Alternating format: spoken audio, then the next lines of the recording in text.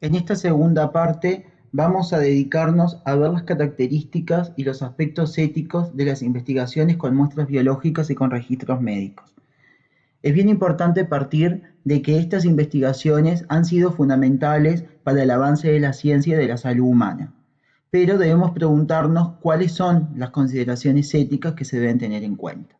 Antes de poder contestar esta pregunta, vamos a definir qué es una muestra biológica. Una muestra biológica es todo material biológico, desde estructuras subcelulares a células, tejidos y órganos, incluyendo los gametos, los embriones, los tejidos fetales y el material de desecho, pelo, uñas, orina, heces, sudor. ¿Sí? Es toda aquella muestra que contiene ácidos nucleicos y que por lo tanto contiene toda la dotación genética característica de una persona. Algunos problemas éticos a considerar en estas investigaciones, es decir, en las investigaciones que se utilizan muestras biológicas, son el uso secundario de la muestra, la forma de obtener la muestra, cómo se identifican, el manejo de la confidencialidad y de la privacidad, la propiedad de las muestras con la generación de patentes. Nosotros vamos a comenzar a pensar sobre cuáles son los problemas en la recolección, en la obtención y en los fines secundarios de las muestras. Tenemos que tener en cuenta que una muestra se recolecta y se utiliza para un determinado fin. Por ejemplo, para el diagnóstico o para la asistencia sanitaria o para la investigación o para la medicina forense o para otros fines. Lo que no es ético es que lo obtenga con un fin y luego lo utilice para otro. Ejemplo, se obtiene para hacer un análisis, un examen complementario para realizar un diagnóstico y para que luego me puedan determinar un tratamiento, y esa muestra después es utilizada para una investigación. Si yo quiero cambiar el fin y quiero utilizarlo con otro fin, voy a tener que solicitar el consentimiento informado previo a su nuevo uso.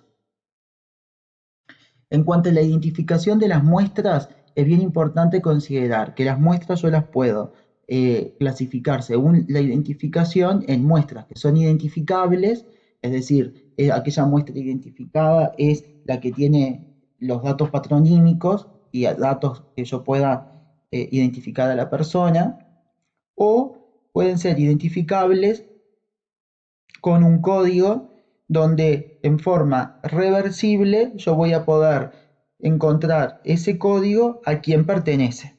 Es decir, puedo o no conocerlos y tener solo los códigos, entonces puedo mantener la confidencialidad, pero si es necesario puedo en forma reversible disociarla e identificarlas.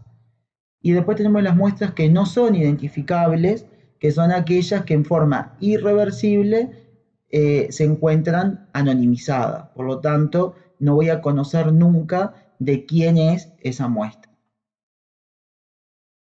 Es bien importante que muchos datos que nosotros vamos a utilizar son datos sensibles y que los datos sensibles están protegidos por ley en nuestro país.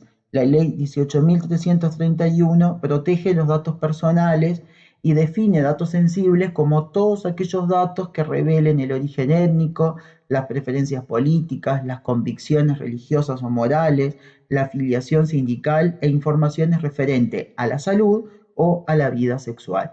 Por eso es bien importante que cuando nosotros hagamos investigaciones con datos de las personas, vamos a estar utilizando datos sensibles y que por lo tanto requieren del consentimiento de las personas previo a su uso.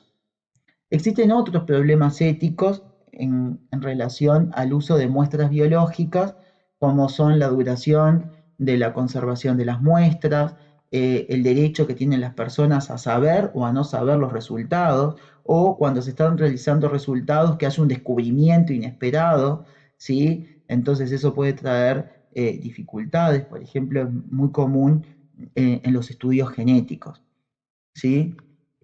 Bueno, y cuando se le solicita el consentimiento informado en una investigación donde se utilizan muestras biológicas, es importante incorporar esta información. La persona tiene que saber exactamente cuál será el uso de la muestra biológica, cómo la van a conservar, por cuánto tiempo la van a conservar, cómo la van a destruir. Todas estas cuestiones son importantes a la hora de tomar la decisión si la persona quiere o no participar de una investigación eh, con sus muestras biológicas.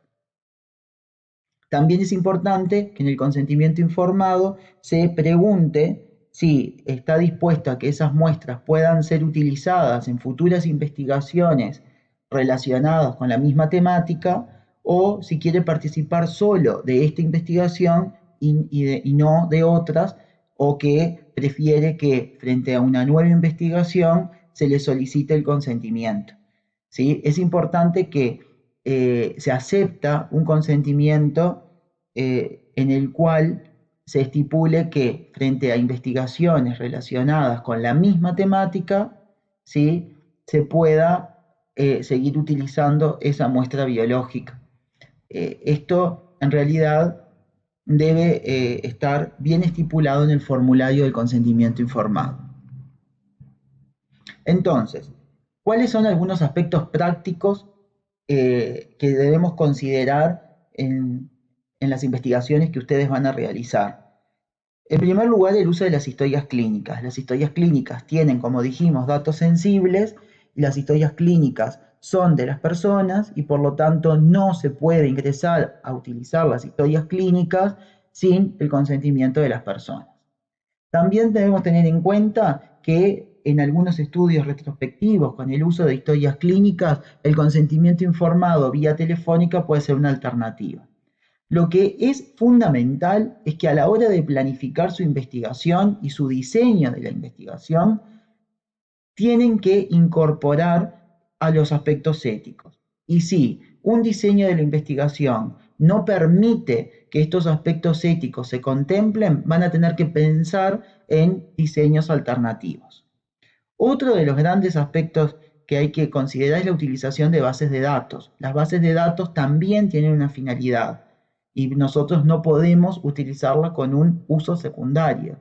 Muchas veces las personas ingresan a las bases de datos y dan su consentimiento informado, y en ese consentimiento se dice claramente cuál es el uso. Por lo tanto, nosotros debemos respetar ese uso. ¿tá? Tenemos que saber cómo es el consentimiento informado que otorgó la persona para ingresar a esa base de datos. También es importante que nosotros conozcamos que se pueden utilizar bases de datos anonimizadas, pero que la anonimización de las bases de datos debe ser previa a la obtención de la misma. Es decir, no podemos obtener una base de datos con nombre, con apellido, con cédulas, y nosotros sacarle esos datos y decir que anonimizamos la base de datos. Eso no es así, sino que debemos contar con una base de datos que ya desde el primer momento en que yo tengo contacto con esa base de datos no cuente con los datos patronímicos ni con ningún dato identificatorio de las personas. Bueno, y por último, ustedes tienen que conocer todas las normativas internacionales y nacionales que regulan la investigación con seres humanos.